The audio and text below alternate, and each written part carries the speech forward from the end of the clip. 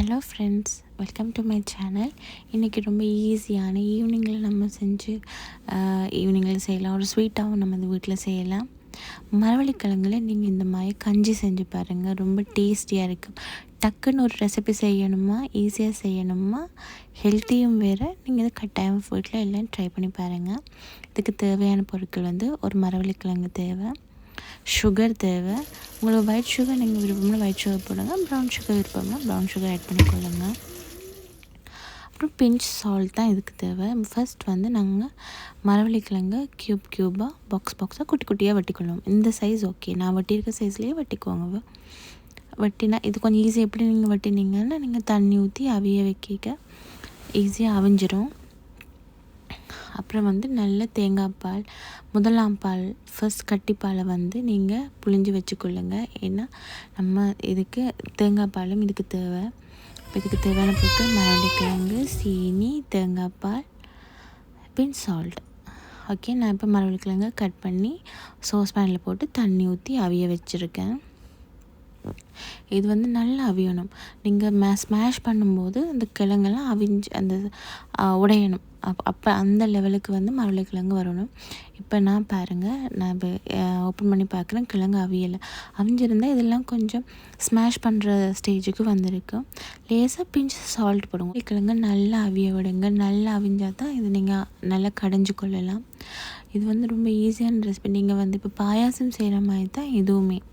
நீங்கள் பாயசம் செய்கிறது போல் இதை செஞ்சு பாருங்கள். ஒரு நாளைக்கு இதை கட்டாயம் ட்ரை பண்ணுங்கள். ஒரு மரவள்ளிக்கிழங்கு எடுத்து நான் சொன்னதுக்காக ட்ரை பண்ணி பாருங்கள். ட்ரை பண்ணி பார்த்துட்டு ஃப்ரெண்ட்ஸ், நீங்கள் கட்டாயம் எனக்கு கமெண்ட் பண்ணுங்கள். நீங்களே அடிக்கடி அப்புறம் இது செஞ்சு நீங்கள் சாப்பிடுவீங்க. நீங்கள் ஒயிட் சுகர் விருப்பம் இல்லாட்டி நீங்கள் ப்ரௌன் சுகர் ஆட் பண்ணுங்கள். ஓகே, எந்த பிரச்சனையும் இல்லை. நீங்கள் சர்க்கரை ஆட் பண்ண போகிறீங்களா, சர்க்கரை ஆட் பண்ணுறனாலும் ஓகே, அது உங்களோட விருப்பம். உங்களுக்கு ஏற்ற சுகர் டேஸ்ட்டுக்கு ஏற்ற மாதிரி நீங்கள் உங்களுக்கு ஆட் பண்ணிக்கொள்ளுங்க. நான் ஒரு மரவள்ளிக்கிழங்கு தான் எடுத்துருக்கேன். இப்போ எனக்கு நல்லா அவிஞ்சிட்டு நான் இப்போ வடிவாக அதை கடைஞ்சி கொள்கிறேன். பாருங்கள், நான் கடைஞ்சோன்னே மரவள்ளிக்கிழங்கு எப்படி நல்ல களிமாய வந்திருக்கு. இப்போ நான் கட்டிப்பால், தேங்காய் பாலில் ஃபர்ஸ்ட் கட்டிப்பாலை நான் 1 கப் புழிஞ்சு வச்சுருந்தேன். அதை அப்படியே இந்த மரவள்ளிக்கிழங்கோடு சேர்த்துக்கொள்ள போகிறேன். சேர்த்து அடுப்பை மெல்லிய ஹீட்டில் வச்சுக்கொள்ளுங்க. லேசான ஹீட்டில் வச்சு ஃபஸ்ட்டு நல்லா கடைஞ்சி கொள்ளுங்க.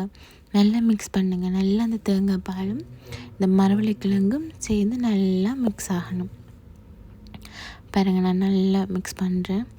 நல்ல மரவள்ளிக்கிழங்கு நீங்கள் நல்லா கடைஞ்சால் ஈஸியாக நீங்கள் வடிவாக கடைஞ்சி உங்களுக்கு இதாக வரும், களிமாய் வரும்.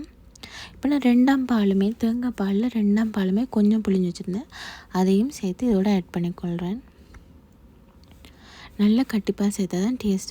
நீங்கள் எவ்வளோ தேங்காய் பால் எடுத்தீங்களோ அதே அளவுக்கு, அதே கப்லேயே ஆஃப் நான் சுகர் சேர்த்துருக்குறேன். நீங்கள் உங்களோட சுகர் டேஸ்ட், நீங்கள் எவ்வளோ தேங்காய் பால் ஊற்றுறீங்களோ அந்தளவுக்கு ஆஃபுக்கு சுகர் சேர்த்துக்கொள்ளுங்க. நான் 1/2 கப் தான் சுகர் சேர்த்துருக்கேன். உங்களோட சுகர் டேஸ்ட்டுக்கு ஏற்ற மாதிரி நீங்கள் அதை ஆட் பண்ணிக்கொள்ளலாம். இப்போ நல்லா போட்டு எல்லாத்தையுமே நல்லா மிக்ஸ் பண்ணிக்கொள்ளுங்க. பார்த்திங்களா, நான் ஸ்மாஷ் பண்ண அந்த மரவள்ளிக்கிழங்கு நல்லா தேங்காய் பாலோடு மிக்ஸ் ஆகி இப்போ ஒரு களி ஸ்டேஜ், லைட்டான களிமை வராது, லைட்டான பாயாசம் ஸ்டேஜில் தான் இருக்குது.